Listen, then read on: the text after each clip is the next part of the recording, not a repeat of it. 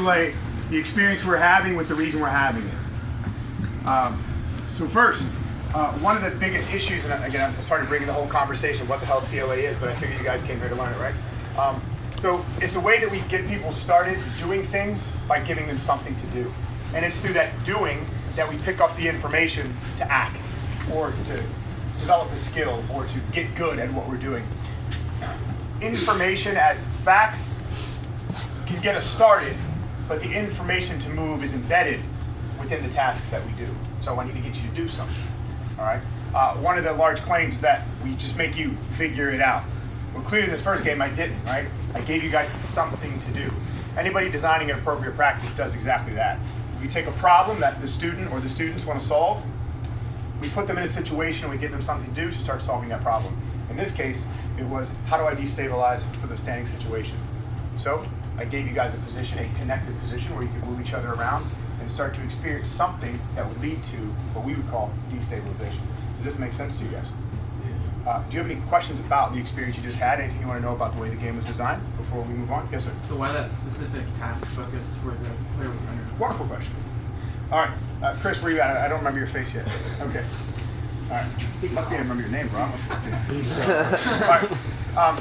Okay, so now the overhooking player doesn't have direct access to close hand connection, but they do have access to hip tip right away. So it's something they already have in the situation. We know this historically because we've seen people throw each other. We know that destabilization can happen in many different ways, but foot-to-foot destabilization gives us access to a lot of different other types, and the hip closeness affords it. So the closer my hips get to yours, the more effective my foot-to-foot destabilization becomes. So again, the grip affords the closeness affords foot-to-foot contact, so we're allowing all those things to exist at the same time. Now, as you guys experienced, I watched you all do it. Overhooking player, what do you do with your butt right away when you first started this game? Why did you do that? Get away from Yeah, right. But so look, let's look at the problem here. So butt away, look how silly this looks.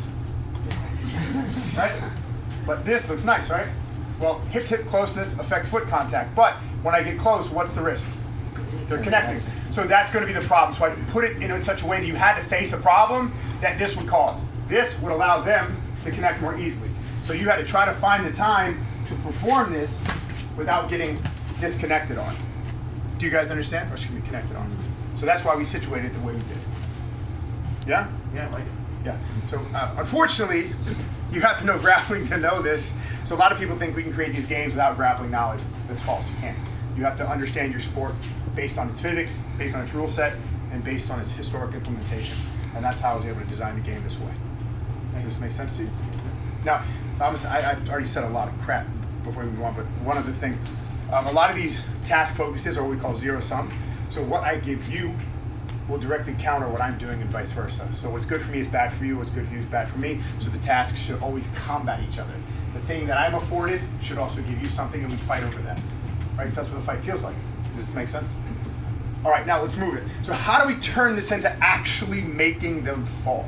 So we're gonna have the same initial condition for the overhooking player. Move your partner around, use your other hand to help, and make foot-to-foot contact in any way that you would like, just like before.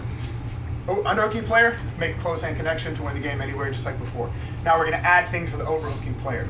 So, connecting around your partner's head and making their hands touch the floor is a win. But also, we're going to focus on sticking and pulling to make their butt hit the floor. So what we mean by that is, once we stick to our partner's leg, we're going to literally try to pull them to the floor with our hands or legs in any combination. So stick and pull, you can use it however you'd like. So you stick, pull, whatever that means to you. It doesn't matter whether it's hand included, foot by itself.